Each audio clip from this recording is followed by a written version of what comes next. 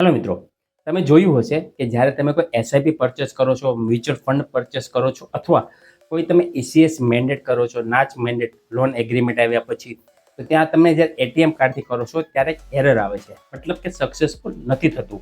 તેનું કારણ શું છે?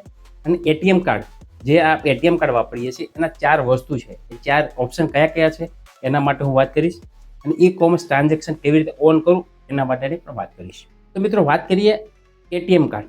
એટીએમ કાર્ડમાં 4 સર્વિસ આવે. કઈ એટીએમ કાર્ડ પહેલા કે તમે એટીએમ કાર્ડમાં જઈને વિથડ્રો કરી શકો છો, તેની પાસે કાર્ડ હોય તે જ કરી શકે છે.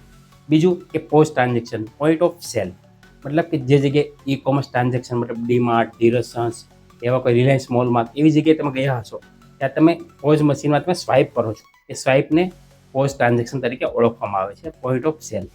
ત્રીજું છે ટચ, જ્યાં તમને વાઈફાઈ દેખાય છે, ટચ એન્ડ પે, જ્યાં તમે પેટ્રોલ પંપ પર ટચ એન્ડ પે કરી શકો છો. ચોથું છે ઈ કોમર્સ ટ્રાન્ઝેક્શન, જેમાં તમારે ખાલી સિરિયલ નંબર અને ઓટીપી તમારું ટ્રાન્ઝેક્શન થશે. તો લોકડાઉન પહેલાં શું થતું હતું કે ઘણા બધા લોકોના ઓટીપીથી ફ્રોડ થતા હતા. તમારી એટીએમ કાર્ડની ડિટેલ તો એની પાસે ગઈ હોય હેકર્સ પાસે, તો એ લોકો ખાલી એક ઓટીપી મોકલે છે અને વેરીફાઈ નામ તમારી પાસેથી ઓટીપી લઈ લે છે અને તમારા ખાતામાંથી પૈસા ખાલી થઈ જતા.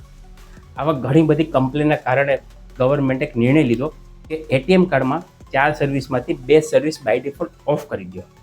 2 સર્વિસ ઓન જ હશે. કોઈ પણ તમારું નવું કે ડેબિટ કાર્ડ આવશે ને, કોઈ પણ બેંકમાં ખાતું ખોલશો ને, તો એટીએમ કાર્ડ જેની પાસે કાર્ડ હશે ને, ફિઝિકલ કાર્ડ, એ લોકો જ ટ્રાન્ઝેક્શન કરી શકશે. બાકી ઓટીપીથી તમે નહીં કરી શકો, મતલબ ઈ કોમર્સ ટ્રાન્ઝેક્શન નહીં કરી શકો.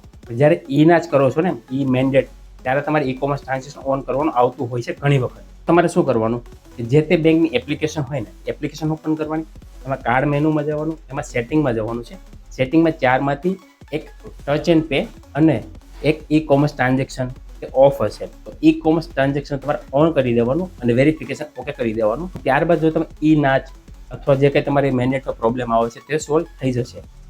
ઈ મેન્ડેટ થયા પછી તમે પાછા એપ્લિકેશનમાં જઈને ઓફ કરી શકો છો કે ઇન ફ્યુચર તમને જે ભૂલાઈ જાય, ઓટીપીથી ફ્રોડ ના થાય. અને જો આ જાણકારી તમને સારી લાગી હોય, માહિતગાર લાગી હોય, તો દોસ્તોને જરૂર શેર કરો. એને પણ ખબર પડે કે એટીએમ કાર્ડના કયા ફાયદા થાય છે અને શું ધ્યાનમાં રાખવું જોઈએ. મિત્રો, એટીએમ કાર્ડ જેટલું ઇઝી છે ને એટલું ફ્રોડ કરવું પણ ઇઝી છે. પણ જ્યારે તમે સિક્યુરિટી જેટલી ઓન રાખશો ને એટલું સામેવાળા મતલબ કે હેકર્સને કરવું કઠિન પડશે. તો સિક્યુરિટી જેમ બને તેમ ઓન રાખવી. મિત્રો, કોઈ પણ તમને સવાલ હોય, કોઈ પણ તમને કન્ફ્યુઝન હોય તો એના માટે કોમેન્ટ જરૂર કરજો. હું તેનો રિપ્લાય જરૂર આપીશ. મળીએ નવા વિડીયો નવા ટોપિક સાથે.